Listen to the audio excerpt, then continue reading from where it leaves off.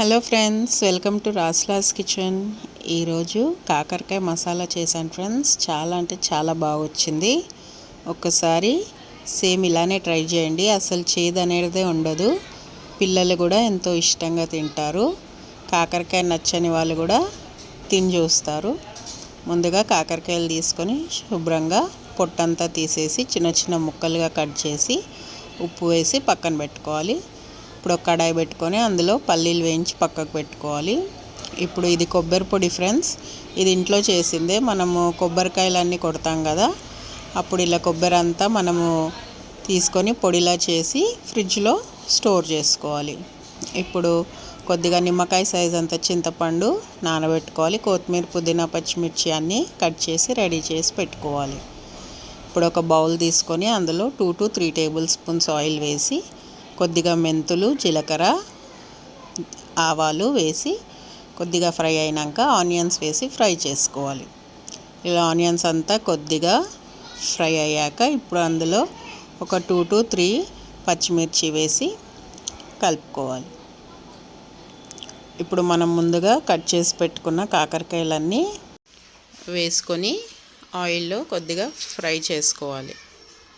అవి ఆయిల్లో కొద్దిగా మగ్గిన తర్వాత ఇప్పుడు అందులో కొంచెం అల్లం వెల్లుల్లి పేస్ట్, కొద్దిగా పసుపు వేసి ఫ్రై చేసుకోవాలి.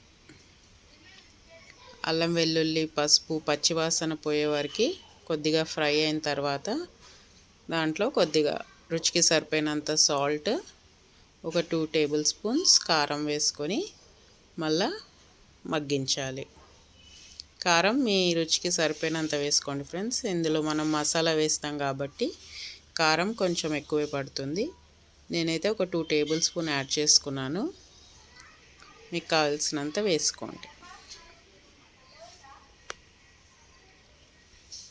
ఇలా కారం కూడా వేసిన తర్వాత ఇలా ఒకసారి బాగా కలుపుకొని కొద్దిసేపు అలానే మగ్గనివ్వాలి. ఇప్పుడు ఒక హాఫ్ గ్లాస్ వాటర్ వేసుకొని మనకి కాకరకాయలు కొద్దిగా ఉడికే వరకు ఉంచుకోవాలి.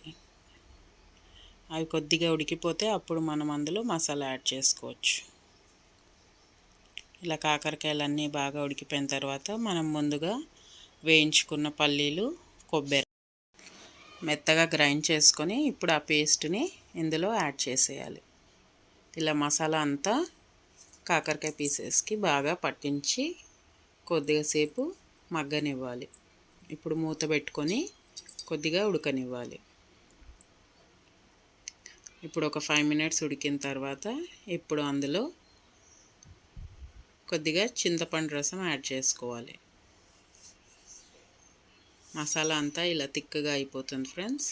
ఇప్పుడు అందులో చింతపండు రసం యాడ్ చేసుకొని మళ్ళీ కొద్దిసేపు కాకరకాయ అంతా అందులో ఉడకనివ్వాలన్నమాట.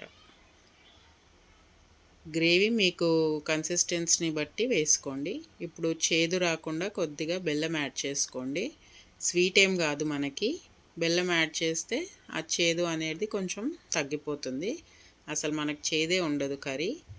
ఇలా అన్నీ వేసి మళ్ళీ మూత పెట్టి ఉడికించుకొని మళ్ళీ ఇప్పుడు చూడండి తిక్కగా గ్రేవీ వచ్చింది కదా.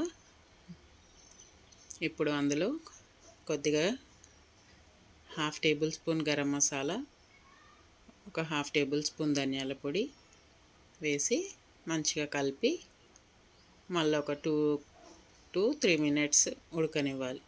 పైనుంచి కొత్తిమీర వేసుకొని సిమ్లో ఒక 2 to 3 minutes పెట్టామంటే మన యమ్మీ కాకరకాయ మసాలా కర్రీ అయితే రెడీ అయిపోతుంది ఫ్రెండ్స్. డెఫినెట్గా ట్రై చేయండి. ట్రై చేసి రెసిపీ ఎలా ఉందో కామెంట్లో చెప్పండి. టేస్ట్ అయితే చాలా బాగుంటుంది ఫ్రెండ్స్. నా ఛానల్ ఎవరైనా ఫస్ట్ టైం చూస్తే సబ్స్క్రైబ్ చేసుకోండి. Thank you for watching.